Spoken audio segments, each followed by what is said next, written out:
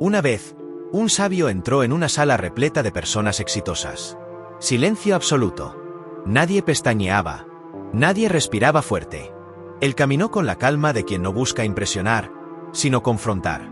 Las luces del techo parecían disminuir al paso de su sombra. Miradas confundidas seguían sus movimientos. El sabio no los veía como empresarios, artistas o líderes. Los veía como almas perdidas en una carrera sin meta. Se detuvo en el centro de la sala. Miró al frente. Su voz fue apenas un susurro, pero fue como un trueno. No es que la vida sea corta, es que tú la estás desperdiciando. La frase cayó como una piedra en un lago quieto. Y ni el silencio supo cómo reaccionar. No hubo risas, ni murmullos.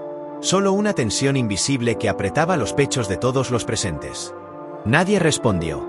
Nadie se atrevió. El aire era denso como una niebla emocional. Los ejecutivos, acostumbrados a tener respuestas para todo, ahora evitaban mirarse entre ellos. Porque todos sabían que esa verdad los atravesaba. No era un ataque.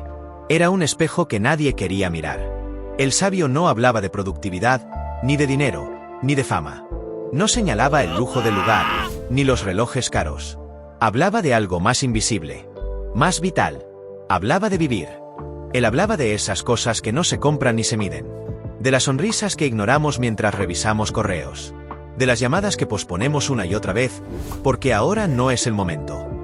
De los abrazos que no damos, porque tenemos prisa. En su silencio, el sabio los expuso a lo esencial. Aquello que no llena cuentas bancarias, pero llena el alma. Y por eso dolía.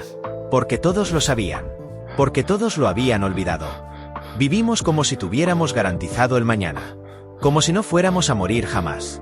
Nos enseñaron a correr, pero no hacia dónde. A alcanzar, pero no a detenernos. Cada premio, cada ascenso, cada cosa nueva, era una distracción más del verdadero vacío. Pero el sabio lo sabía.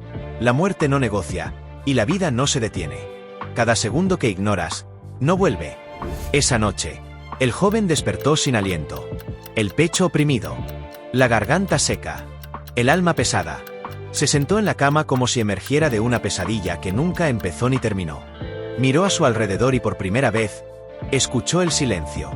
Y ahí, en esa quietud amarga, sintió el vacío. El verdadero. El que no se llena con más. El sabio había sembrado algo. Una duda.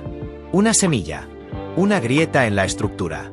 Y por esa grieta, la verdad comenzó a filtrarse. Los días pasaron, pero el eco de aquellas palabras seguía retumbando en la cabeza de Leo. No era solo una frase, era un espejo. Un espejo que lo obligaba a mirarse sin máscaras. Se dio cuenta de cuántos amaneceres había dejado pasar encerrado en una oficina sin ventanas. Cuántos atardeceres había ignorado con tal de contestar correos que nunca importaron. Lena lo notó primero. Observaba a su hermano con una mezcla de esperanza y tristeza. Ella también había desperdiciado tiempo, pero nunca dejó de buscar momentos para respirar, para mirar el cielo, para reír sin razón. Y fue entonces cuando Leo le preguntó con sinceridad: ¿tú crees que aún estoy a tiempo?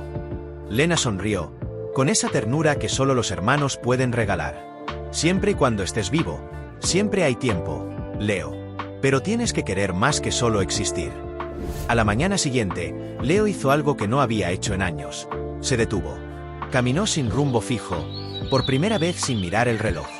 Vio a un anciano regando plantas en una terraza, a una niña corriendo tras una mariposa, a un artista callejero pintando sobre una pared desconchada. Todo le parecía nuevo, como si el mundo hubiera estado ahí esperando que le abriera los ojos. Como si la vida misma, cansada de ser ignorada, le estuviera dando una última oportunidad para reconciliarse. Se sentó en una banca del parque. Y en silencio, lloró. No de tristeza, sino de reconocimiento. Porque a veces, entender lo que perdiste es el primer paso para empezar a vivir de verdad. En la vieja sala del sabio, el eco de su frase aún vivía en las paredes. No hablaba mucho. Nunca lo hizo. Pero cuando Leo volvió, semanas después, no necesitó palabras. Solo bastó una mirada. El sabio lo vio entrar y asintió lentamente, como si supiera. Como si cada paso de Leo hubiera sido parte del plan. Lena lo acompañaba, y por primera vez, los tres se sentaron sin prisa. Hablaron de todo y de nada. De cómo las mejores decisiones no siempre tienen fanfarria. De cómo la grandeza no está en lo que acumulas, sino en lo que sueltas. Y entonces, el sabio dijo algo más. La vida no se mide en años, sino en momentos que te atraviesan. ¿Cuántos has tenido hoy? Leo volvió a casa, pero no era el mismo. Empezó a escribir de nuevo. No para publicar, no para volverse famoso, sino para entender. Escribía sobre calles que antes ignoraba, sobre conversaciones con desconocidos, sobre el olor del café en las mañanas y la risa de su hermana. Cada palabra que salía era una pequeña cicatriz sanando. Una forma de decir, estoy aquí, estoy vivo, estoy intentando. Porque vivir no se trata de grandes gestas, sino de pequeños actos de presencia. Y en sus escritos, empezó a dejar pedacitos del sabio. Porque entendió que el verdadero conocimiento no se guarda, se regala. Pasaron los meses. Leo y Lena decidieron viajar. No para escapar, sino para encontrarse. Fueron a pueblos pequeños donde nadie los conocía. Aprendieron a cocinar con señoras que apenas hablaban su idioma. Se perdieron a propósito en mercados bulliciosos. Bailaron con extraños. Se mojaron bajo la lluvia sin preocuparse por el frío. Y una noche, frente al mar, Leo susurró. Ahora entiendo. No era la vida la que pasaba rápido. Era yo el que iba demasiado deprisa para vivirla. El sabio murió en silencio, como vivió. Pero dejó más que frases. Dejó un despertar.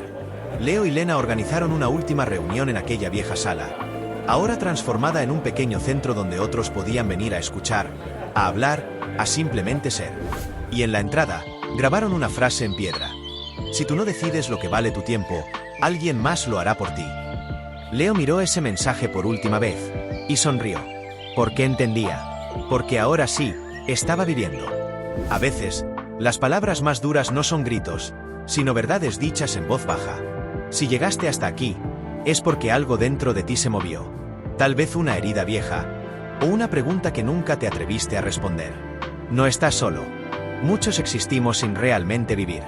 Pero hoy puedes decidir algo distinto. No dejes que el tiempo decida por ti. No dejes que otro escriba tu historia. Respira hondo. Mira a tu alrededor. Y da ese primer paso, aunque tiemble todo por dentro. Porque no es que la vida sea corta. Es que cuando vives de verdad, cada segundo vale como un universo completo. Tú decides si sigues existiendo, o por fin, empiezas a vivir.